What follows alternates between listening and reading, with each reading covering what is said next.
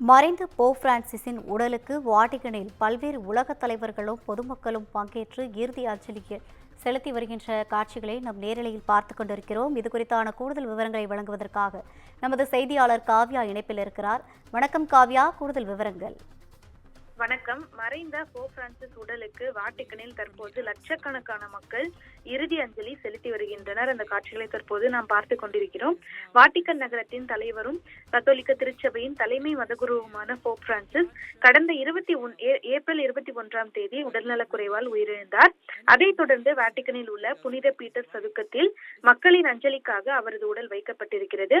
அவருக்கு இறுதி அஞ்சலி செலுத்த லட்சக்கணக்கான மக்கள் அங்கு குவிந்திருந்த நிலையில் கடந்த 3 நாட்களில் மட்டும் குறிப்பாக 4 லட்சத்துக்கும் மேற்பட்டோர் போப் பிரான்சிஸ் உடலுக்கு அஞ்சலி செலுத்தியதாக வாட்டிகன் நகர நிர்வாகம் முன்னதாக அறிவித்திருந்தது. இந்த நிலையில் பார்வை நேரம் முடிவதற்கு முன்னரே புனித பீட்டர் சதுக்கம் மூடப்பட்டதினால் அஞ்சலி செலுத்த வந்த பலர் முன்னதாக ஏமாற்றத்துடன் திரும்பியதாக கூறப்படுகிறது. தொடர்ந்து போப் பிரான்சிஸின் உடல் வைக்கப்பட்டுள்ள சவப்பெட்டி நேற்று மாலை மூடப்பட்டு அடுத்த கட்ட சடங்குகள் மேற்கொள்ளப்பட்டு வருவதாக தெரிவிக்கப்பட்டிருந்தது. அவரது இறுதி சடங்குகள் நிறைவேற்றப்பட்டு இன்று மதியம் அவரது உடல் புனித மேரி தேவாலயத்தில் நல்லடக்கம் செய்யப்பட இருக்கிறது. இதைத் தொடர்ந்து இன்னும் சற்று நேரத்தில் அவரது உடல் நல்லடக்கம் செய்யப்பட உள்ள நிலையில் ஏராளமான நாடுகளின் தலைவர்களும் அரச குடும்பத்தினரும் வாட்டிகன் விரைந்திருந்தனர். முன்னதாக இந்தியாவின் குடியரசுத் தலைவர் திரௌபதி முர்மு போப் பிரான்சிஸ் உடலுக்கு நேரில் அஞ்சலி செலுத்தினார். இதே போல தொடர்ந்து அமெரிக்க அதிபர் ட்ரம்ப் உள்ளிட்ட பல்வேறு உலக தலைவர்கள் அவரது உடலுக்கு நேரில் சென்று தங்களது மரியாதையை செலுத்தி அஞ்சலி செலுத்தினர். தொடர்ந்து பல நூற்றாண்டுகள் பழமையான கோட்பாட்டை மாற்றியமைக்காமல் மிகவும் இரக்கமுள்ள கத்தோலிக்க திருச்சபையை உருவாக்கிய சீர்திருத்த தலைவராக போப் பிரான்சிஸ் வரலாற்றில் இடம்பெற்றிருக்கிறார். மக்களின் போப்பாண்டவராக விளங்கியவர் பிரான்சிஸ் எனவும் தொடர்ந்து உலக மக்கள் அவரை கொண்டாடி வருகின்றனர். இந்த பெயரை தேர்ந்தெடுத்ததிலேயே அவர் தனது தனித்துவத்தை வெளிப்படுத்தினார். தனது செல்வத்தை துறந்து ஏழைகளுக்காக தனது வாழ்க்கையை அர்ப்பணித்த 13ஆம் நூற்றாண்டின் மறைபொருள் அசிசியின் புனித பிரான்சிஸ் நினைவாக பிரான்சிஸ் என்ற பெயரை பெற்ற முதல் போப் இவர் என்பது குறிப்பிடத்தக்கது. திருச்சபைக்குள் பாரம்பரியவாதிகளிடம் இருந்து கடுமையான எதிர்ப்புகளை எதிர்கொண்ட போதிலும் விசுவாசிகளின் நேசத்தை அதிக அளவில் பெற்ற சீர்திருத்த தலைவராக போப் பிரான்சிஸ் விளங்கியிருந்தார். பொருளாதார ரீதியாக மிகவும் பின்தங்கியவர்களை, சொந்த நாட்டை விட்டு வெளியேறி வேறு நாட்டில் குடியேறியவர்களை, காலநிலை மாற்றத்தால் பாதிக்கப்பட்டவர்களை என விளிம்பு நிலை மக்களை பாதுகாப்பதில் உறுதியாக இருந்தவர் போப் பிரான்சிஸ்.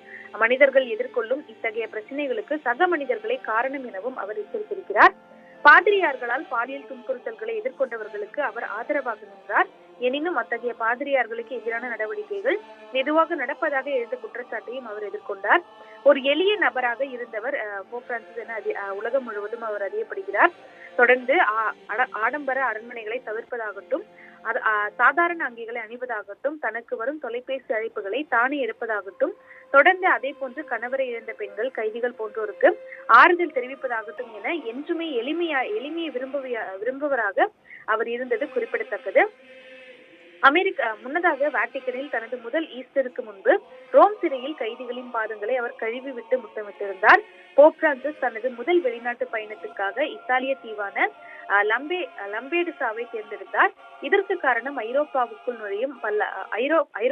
நுழைய விரும்பும் பல்லாயிரக்கணக்கான புலம்பெயர்ந்தோருக்கு அந்த தீவுதான் நுழைவு வாயிலாக இருந்தது. உலகின் அலட்சியத்தையும் அதன் விளைவுகளையும் உணர்த்தவே அவர் இந்த தீவுக்கு சென்றது குறிப்பிடத்தக்கது. 2021ஆம் ஆண்டில் அவருக்கு பெருங்குடல் அறுவை சிகிச்சை நடந்த நிலையில் ஜூன் 2023இல் குடலிறக்கம், மூச்சுக்குழாய் அழற்சி, முழங்கால் வலி ஆகியவற்றால் பாதிக்கப்பட்டு அவர் சிகிச்சை பெற்றார். இதனால் அவர் சக்கர நாற்காலியை பயன்படுத்த வேண்டிய கட்டாயம் என்பது ஏற்பட்டது. 2 நுரையீரல்களிலும் உள்ள மூச்சு குழாய்களில் ஏற்பட்ட அழற்சி காரணமாக 1 மாதத்துக்கும் மேலாக அவர் மருத்துவமனையில் சிகிச்சை பெற வேண்டியிருந்தது. போப் பிரான்சிஸ் தனது பதவியை ராஜினாமா செய்வார் என மிக நீண்ட காலமாக ஊகங்கள் வெளிவந்திருந்தன. எனினும் அதனை திட்டவட்டமாக அவர் மறுத்து வந்தார். போப்பாண்டவர் ராஜினாமா செய்வது சாதாரண விஷயமாக மாறக்கூடாது என்பதில் அவர் உறுதியாக இருந்தது குறிப்பிடத்தக்கது. இந்த நிலையில்தான் இவ்வாறாக உலகம் முழுவதும் பல்வேறு மக்களால், குறிப்பாக கத்தோலிக்க மக்களால் புகழப்படும் இவர் போப் பிரான்சிஸ் மறைவுக்கு தொடர்ந்து அங்கு லட்சக்கணக்கானோர் தங்களது இறுதி அஞ்சலியை செலுத்தி வருகின்றனர். அந்த காட்சிகளை நாம் இப்போது பார்த்துக் கொண்டிருக்கிறோம். விரிவான தகவல்களை வழங்கியமைக்காக நன்றி காவ்யா.